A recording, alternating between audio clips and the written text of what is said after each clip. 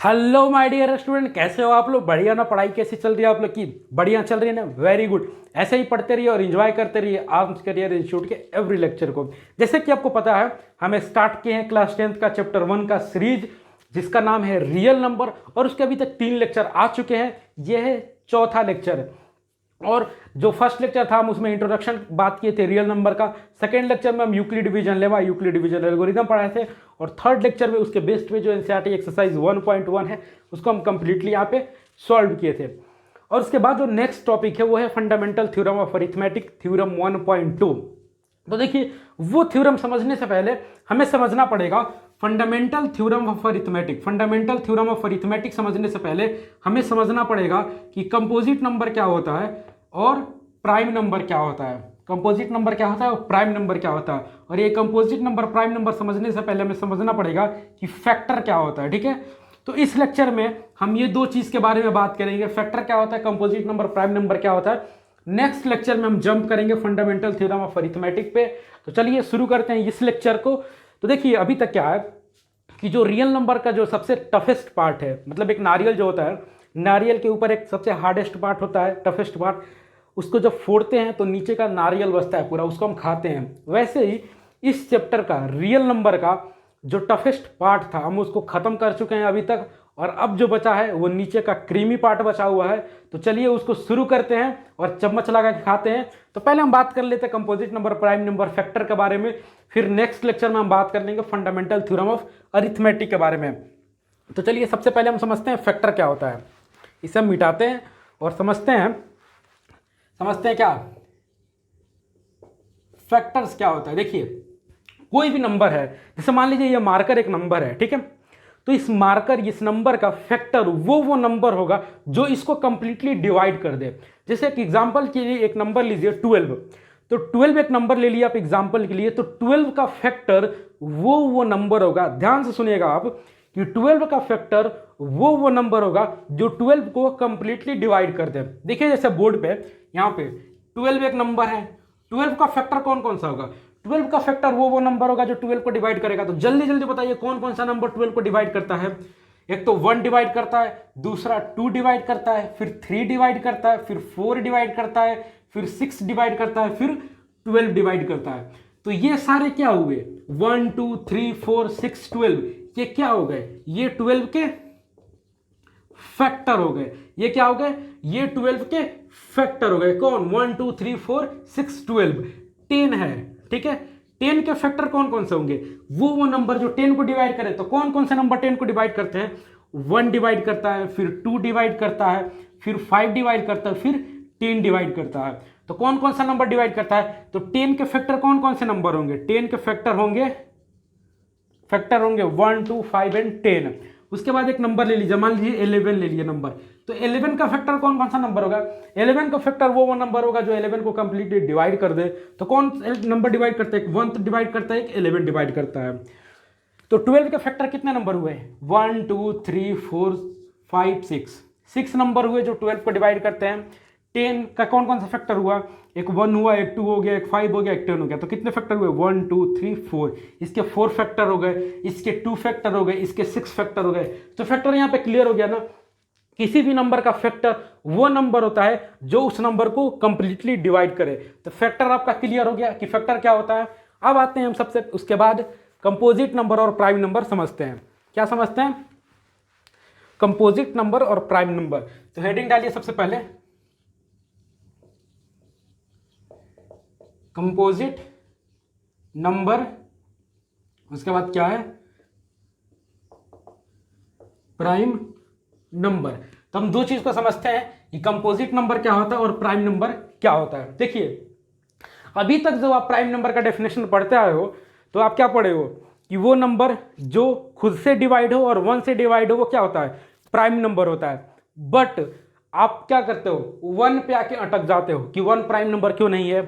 1 को तो 1 डिवाइड कर रहा है और 1 खुद अपने आप को भी डिवाइड कर रहा है। तो इस डेफिनेशन पे तो ये ठीक बैठ रहा है। जो आपका भी डेफिनेशन था कि प्राइम नंबर वो नंबर होता है जिसको 1 डिवाइड कर दे और खुद अपने आप को डिवाइड करे, इटसेल्फ, तो वो क्या होता है? वो प्राइम नंबर होता है। तो 1 तो इस क्या होता है? डेफिनेशन पे सही बैठ रहा है। तो फिर क्यों नहीं है 1 प्राइम नंबर? तो वो जो डाउट है इस लेक्चर में आपका खत्म हो जाएगा, क्योंकि इस लेक्चर में हम ऐसा डेफिनेशन बताएंगे ना जिसमें कोई एक्सेप्शन ही नहीं है। क्या होता है इसका डेफिनेशन बताते हैं और नीचे लिख देते हैं एक्सेप्शन क्या है, 1 है जो प्राइम नंबर नहीं है। लेकिन ये जो डेफिनेशन है, इस डेफिनेशन में कोई एक्सेप्शन नहीं है। डायरेक्ट डेफिनेशन देखिएगा और समझ जाइएगा कि प्राइम नंबर कौन है और कंपोजिट नंबर कौन है और 1 प्राइम नंबर क्यों नहीं है। देखिए सबसे पहले हम नंबर यहाँ पे लिख लेते हैं, ठीक है। अभी यहाँ पे बात नहीं करते, यहाँ पे नंबर लिख लेते हैं 1 2 3 4 5 6 7 8 9 10 10 दिख रहा है ना आपको? जरा मैं एक बार देख लूं। बिल्कुल दिख रहा है आप लोगों को। तो सबसे पहले हम क्या करते हैं, इसका फैक्टर लिस्ट लिख लेते हैं। क्या लिख लेते हैं? फैक्टर लिख लेते हैं। उसके बाद हम बात करेंगे किसका? बात करेंगे कंपोजिट नंबर और प्राइम नंबर के बारे में। ये सबसे पहले हम लिख लिए ताकि इस आराम से समझ में आएगा। 1 का फैक्टर कौन होगा? 1 का फैक्टर 1 होगा, ठीक है। 1 का फैक्टर 1 होगा। 2 का फैक्टर कौन होगा? एक 1 होगा, एक 2 होगा। 3 का फैक्टर कौन होगा? एक 1 होगा, एक 3 होगा। 4 का फैक्टर कौन होगा? एक 1 होगा, एक 2 होगा, एक 4 होगा। 5 का फैक्टर कौन कौन सा होगा? एक 1 होगा, एक 5 होगा। 6 का फैक्टर कौन होगा? एक 1 होगा, एक 2 होगा, एक 3 होगा, एक 6 होगा। वैसे ही 7 का फैक्टर कौन होगा? 7 का फैक्टर एक 1 होगा, एक 7 होगा। 8 का फैक्टर कौन होगा? एक 1 होगा, एक 2 होगा, एक 4 होगा और एक 8 होगा। 9 का फैक्टर कौन होगा? 9 का फैक्टर होगा 1 3 एंड 9। 10 का फैक्टर कौन होगा? 10 का फैक्टर होगा 1 2 5 एंड 10। ये रहा फर्स्ट 10 नेचुरल नंबर का फैक्टर हम यहाँ पे लिख लिए। ये क्या है? फैक्टर का लिस्ट है। ये 1 का फैक्टर है, ये 2 का फैक्टर है, ये 3 के फैक्टर्स हैं, ये 4 के फैक्टर्स हैं, ये 5 के फैक्टर्स हैं, ये 6 के, और बाकी ये 10 नंबर्स के फैक्टर हमने लिख लिया। अब देखिए कंपोजिट नंबर क्या होता है। पहले ये फैक्टर का लिस्ट लिया, आप लिख लिया ना। अब हम बात करेंगे कंपोजिट नंबर की और प्राइम नंबर की। देखिए कंपोजिट नंबर और प्राइम नंबर क्या होता है, यहां पे छोटा में हम लिख देते हैं, ठीक है। कंपोजिट नंबर और प्राइम नंबर यहां पे छोटा में आप समझ लीजिए बस। देखिए कंपोजिट नंबर वो नंबर होता है जिसके कम से कम तीन फैक्टर हो। कितने हो? कम से कम 3 फैक्टर हो। कितने हो? लिख देते हैं यहां पे कम से कम। देखिए हिंदी में लिख दे रहे हैं कम से कम 3 फैक्टर। और यहां पे क्या होगा? यहां पे होगा सिर्फ 2 फैक्टर। देखिए ज्यादा डेफिनेशन लिखने की जरूरत नहीं, बस यहां पे समझिए आप। कंपोजिट नंबर क्या है? कम से कम 3 फैक्टर होते हैं जिसके, वो क्या होता है?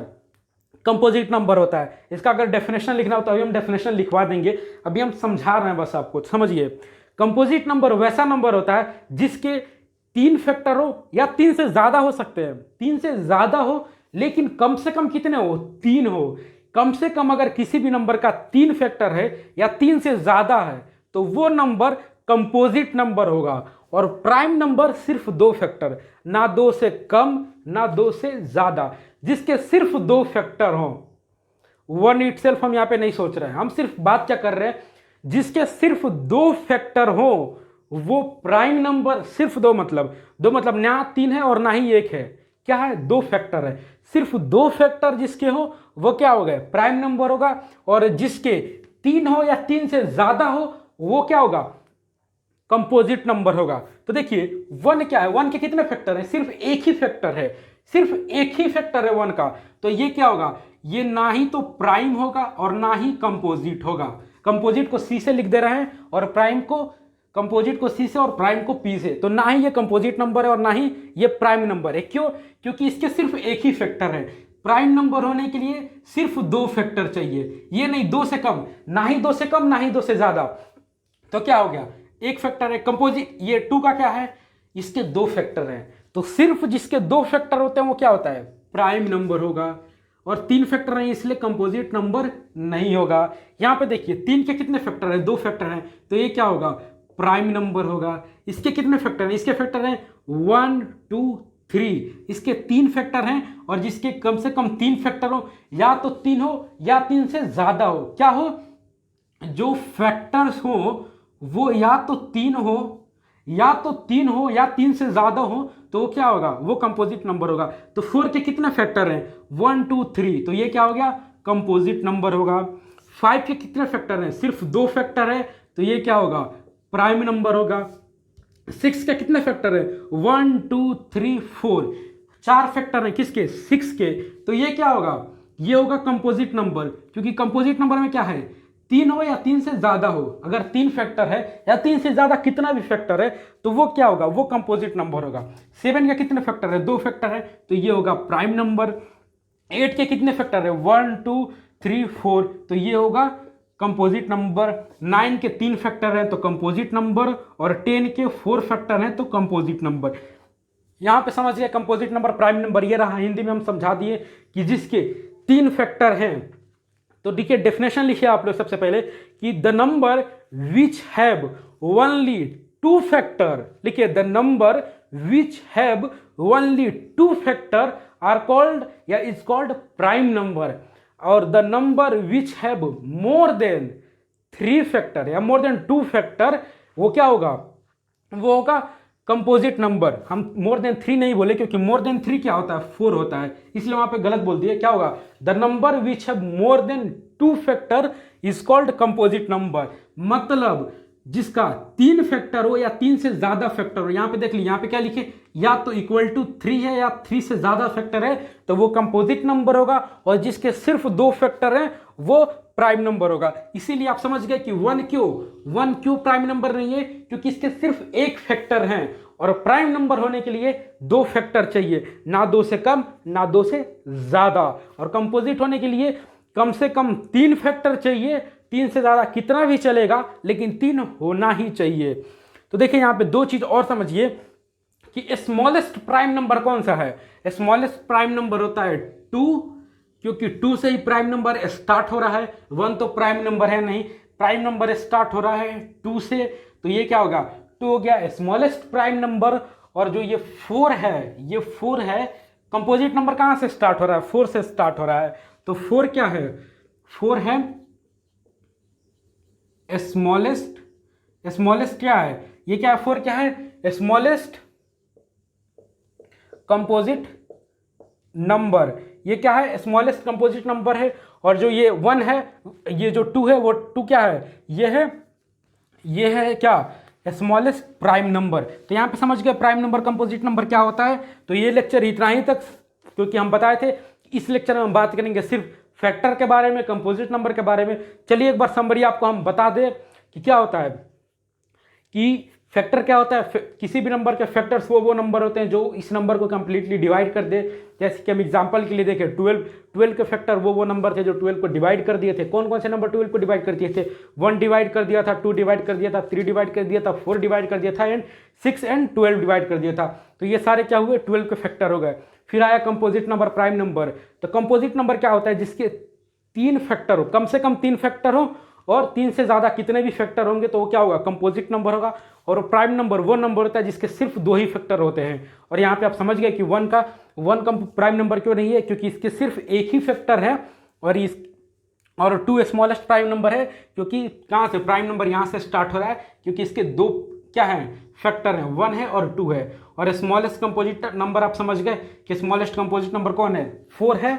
तो इसको लिख लीजिए, ये क्या है, स्मॉलेस्ट प्राइम नंबर, और ये है smallest composite number. Composite number कम से कम 3 फैक्टर, प्राइम नंबर सिर्फ 2 फैक्टर। तो आज के लिए इतना ही। नेक्स्ट लेक्चर में हम बात करेंगे फंडामेंटल थ्योरम ऑफ अरिथमेटिक के बारे में। तब तक के लिए fill the knowledge, bye bye.